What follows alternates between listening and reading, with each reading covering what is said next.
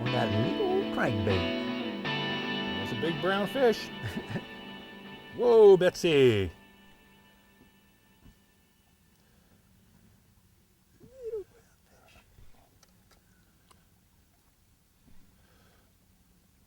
Nice little brown fish there, right? Yeah. If I can convince it to come on up here. There, I got another set of hooks in you. Thank you. Now I feel much better. That's why I was waiting to turn it, so I could put both sets in it. Oh, that's a little one compared to some I've seen. Nice. That's a beautiful fish. Smallmouth fishing on Merrill Creek. Roy Edwards with me. Stay tuned. It's going to be a good one. Where'd he come off? Really.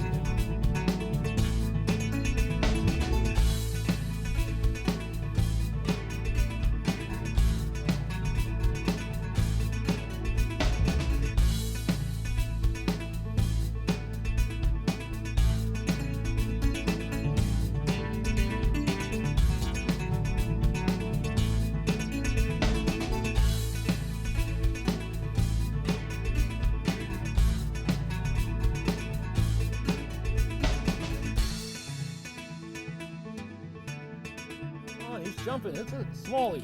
Yeah. Want to net him? I think we'll come up. Oh, it's a nice smallie. Yep. What'd I tell you? Hey. You hit that crankbait? Oh, heckin'.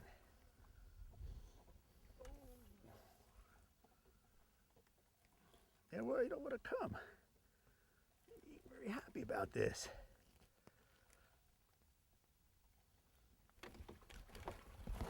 There he is. Thank you. You're quite welcome. There we are. Oops.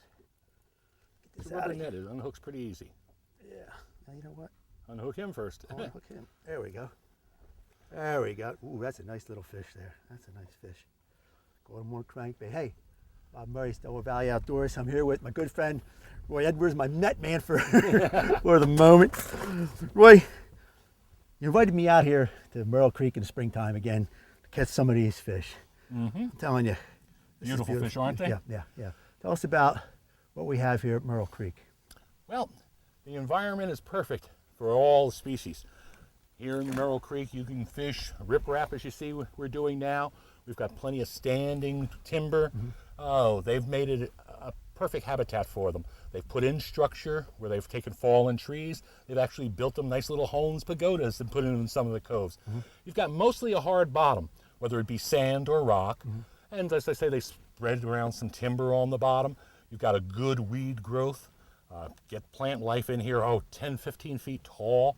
No surface vegetation to say, but a lot of submerged vegetation. And that just attracts bait fish, which attracts the fish. Fish, right. Yeah. As the temperatures rise, you've got great depth here with the tall growing vegetation. The fish can find themselves some shade and some cooler spots. And hey, in the heat of the summer, you can still catch them here. Right. We got about almost 50-degree water today. This is early spring. It's early spring. And you catch a variety of smallmouth and largemouth in here, right? Definitely. Yeah. Both. I'm going to get another, my friend. Okay.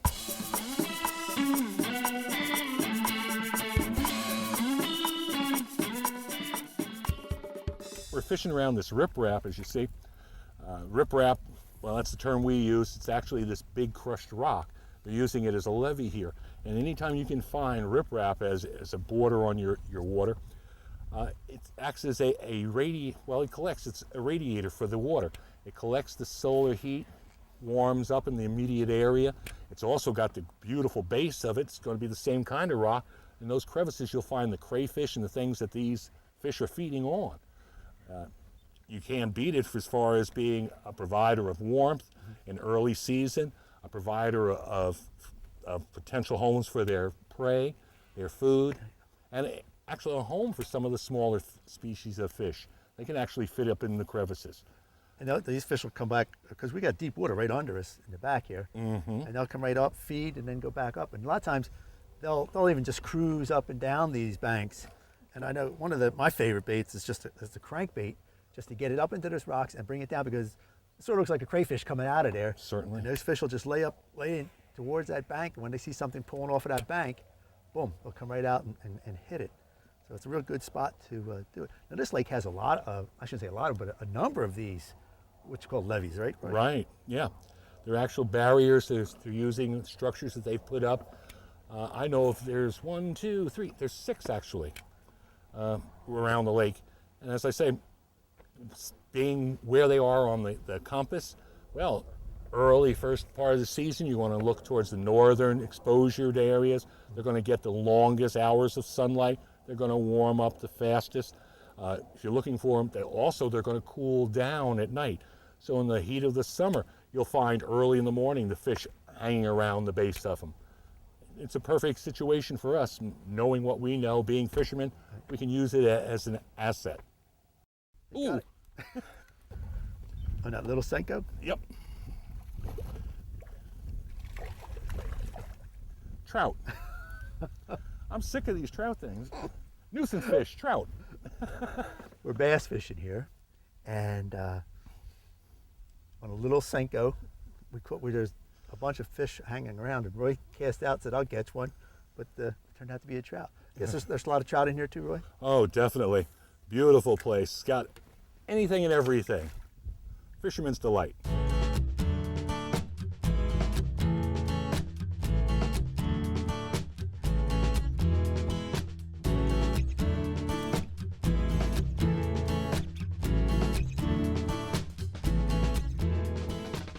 Roy, we're in another part of Merrill Creek here.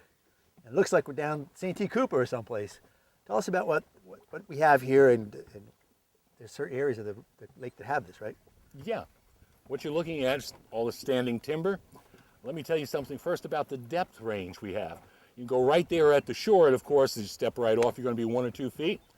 Immediately, the first drop off takes you down to around 8 feet, and it progresses out here on the front edge, facing the reservoir itself. The water's 45 feet deep. Those trees are standing in 45 feet. I don't know how tall they were when they first were flooded out, but hey, it's great habitat for the fish, but it seems to be a seasonal thing for them. Like we're here now in early spring, you'll find 1 or 2 fish cruising the area, but they don't seem to make it their home. Come later on in the year, say, July, late June, they seem to move in here and take up residency for the summer, sort of their summer haunt. Your great time then if you want to go ahead and throw some plastic. By plastic, I mean if you want to throw a jig and pig, a plastic worm, great. As you see how dense it is, it's kind of hard with the crankbaits and to get anything in there with treble hooks that doesn't constantly hang up. Right. So I tend to pick on the single hooked baits and slower presentation. I want to bring it right down to the base of the tree. Sometimes they're in the top 3 or 4 feet. Other times they seem to be way down on the bottom. So you got to fish it and find out. Once you've gotten on that pattern, you can stick with it probably for the rest of the day. I guarantee you'll get your limit. And the baits, again, like the plastic worm or the jig and pig and stuff like that, one of the things that you mentioned, get tangled, you got to use heavy line and Definitely. a heavier rod, because a light stick in here is not going to get that fish, because once you set the hook, and you're going to catch a big fish, I mean, it's small, you're going to have to really move that fish out of these trees. So you need something with a lot of backbone, and I know you like the braided line and stuff like that. Definitely. That would be the best ticket to really fish these trees. Now, will you pick any certain type of tree here? You pick out the ends of them, or will you just walk and take your boat in? I know it's kind of, you can't get into every place, but or do you just tend to stay around the outside? Well, in July, when I do want to fish this extensively, I'll try to get in deeper. I'll try to get into the inner trees. And I'm looking for trees that stand out to me, that are a little different than something else. For instance, it's on the edge of a clear area, not in the middle of a patch of trees. Well, that tree I might spend a little more time with.